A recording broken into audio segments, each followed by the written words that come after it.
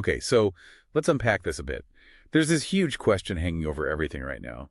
With AI and automation booming, are jobs, actually disappearing? Yeah. Or is this just another industrial revolution like we've seen before?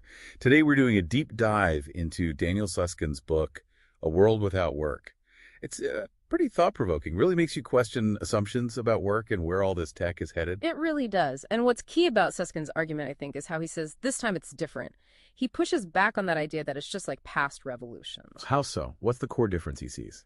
Well, historically, tech was mostly complementary. It made humans better at their jobs, like a new tool for a craftsman. But Susskind argues that modern AI is becoming a powerful substituting force. It doesn't just help humans, it can actually replace them. Right, substituting, so not just helping the farmer with a tractor, but potentially replacing the farmer altogether down the line. Sort of, yeah.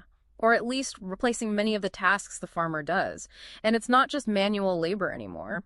Okay, that's the crucial bit, isn't it? Because people used to think, oh, automation affects factory jobs. Exactly. But Susskind points out AI now handles complex cognitive tasks, thinking tasks, and even what he calls affective tasks, things involving social or emotional understanding, sometimes better than humans. Wow, effective tasks too.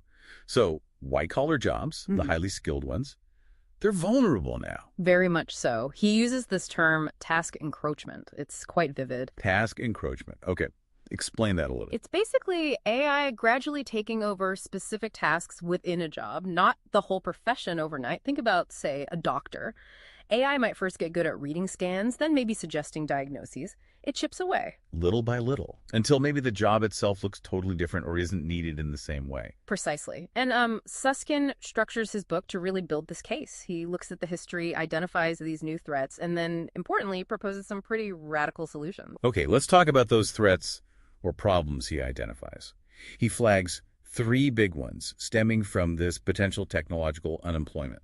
First up, inequality. Yeah, this is a major one. His point is, as machines do more work, the wealth they generate flows to the people who own the machines, the algorithms, the capital owners. So the gap between the rich and everyone else just gets wider. That's the fear, a massive increase in wealth concentration. Okay, inequality.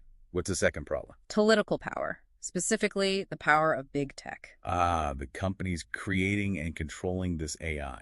Right. Their influence grows enormously, potentially challenging democratic processes, individual freedoms. It's a governance issue. Makes sense. And the third one feels maybe the most personal. He talks about meaning. Yes. This is profound. For centuries, work hasn't just been about income. It's been central to identity, purpose, social structure. If traditional paid work becomes scarce, how do people find meaning? How do they feel they contribute?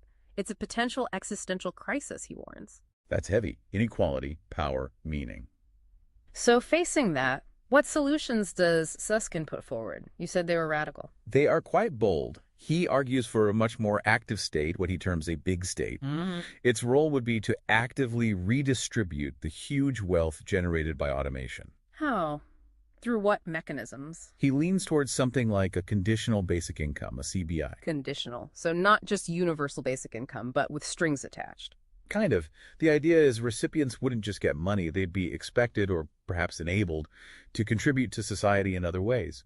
Think civic participation, community work, caregiving, creative projects, things not traditionally seen as paid work. So that tackles the meaning problem directly, giving people a way to contribute and feel valued, even without a traditional job. Exactly. It aims to foster that sense of purpose and social contribution. What else? Beyond CBR. He also calls for new ways to regulate big tech, to kind of rein in their power, ensure fair competition, protect liberties. Right, addressing that political power concern. And finally, it's not just about government policy. There needs to be a broader societal shift. In how we think about work itself. Yeah, how we perceive value. He stresses education needs to change, focusing on skills that complement AI creativity, critical thinking, emotional intelligence, rather than skills AI can easily replicate. And, collectively as a society, we need to redefine what we consider a valuable contribution beyond just having a 9-to-5. So wrapping this up, Suskind's picture is, well, it's pretty sobering in parts, isn't it?